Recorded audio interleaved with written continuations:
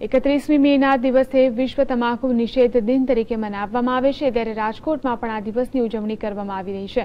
શહેરના તબીબે તમાકુના સેવનથી થતી ગંભીર બીમારી અંગે માહિતી આપી છે। સાથે જ તેમણે તમાકુના સેવનથી થતી શારીરિક તકલીફોથી દૂર રહેવા માટે અને સ્વસ્થ જીવન જીવવા માટે તમાકુના સેવનથી દૂર રહેવાની અપીલ કરી છે।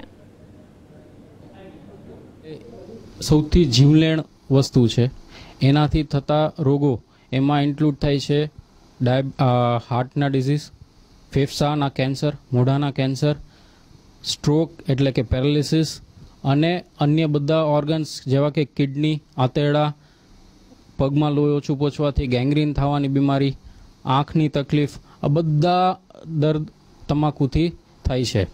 વર્ષે લગભગ 60 લાખ લોકો આખા દુનિયામાં તમાકુના અસરના કારણે મૃત્યુ પામે છે। વિશ્વ તમાકુ નિષેધ દિવસ નિમિત્તે જનજાગૃતિના કાર્યક્રમનું આયોજન કરવામાં આવે છે, ત્યારે રાજકોટમાં રેલીનું આયોજન કરવામાં આવ્યું હતું। ડેન્ટલ એસોસિએશન દ્વારા આ રેલીનું આયોજન કરવામાં આવ્યું હતું, જેમાં મોટી સંખ્યામાં તબીબો સહિત શહેરીજનો પણ જોડાયા હતા। આ રેલી દરમિયાન લોકોને વ્યસનથી મુક્ત રહેવા માટે પણ અપીલ કરવામાં આવી હતી।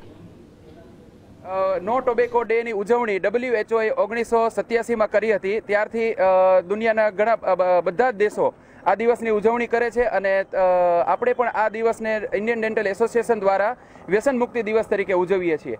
આપણે જાણીએ છીએ કે સૌરાષ્ટ્ર અને ખાસ કરીને રાજકોટ એ પાન, ગુટખા, ફાકી એ વગેરે ના વ્યસનીઓનું કેપિટલ બનતું જાય છે। 31મી મેના દિવસને વિશ્વ તમાકુ નિષેધ દિન તરીકે ઉજવવામાં આવે છે, ત્યારે આજે જામનગરની સરકારી ડેન્ટલ કોલેજ અને ઇન્ડિયન ડેન્ટલ એસોસિએશન દ્વારા એક પ્રદર્શનનું આયોજન કરવામાં આવ્યું હતું, જે નિહાળવા માટે મોટી સંખ્યામાં યુવાનો અને શહેરીજનો પ્રદર્શન સ્થળ પર પહોંચ્યા હતા। સરકારી ડેન્ટલ કોલેજમાં આયોજિત આ પ્રદર્શનમાં તમાકુના સેવનથી થતા નુકસાન બાબતે જાગૃતતા કેળવવાનો પ્રયાસ થયો હતો। આ ઉપરાંત આજના દિને જાહેર જનતા માટે એક ડેન્ટલ ચેકઅપ કેમ્પનું પણ આયોજન કરવામાં આવ્યું હતું। જામનગરની ડેન્ટલ કોલેજમાં આયોજિત આ કેમ્પનો મુખ્ય ઉદ્દેશ એ પણ હતો કે તમાકુ સેવન કરતા લોકોને વ્યસન મુક્તિ કેવી રીતે કરાવવી।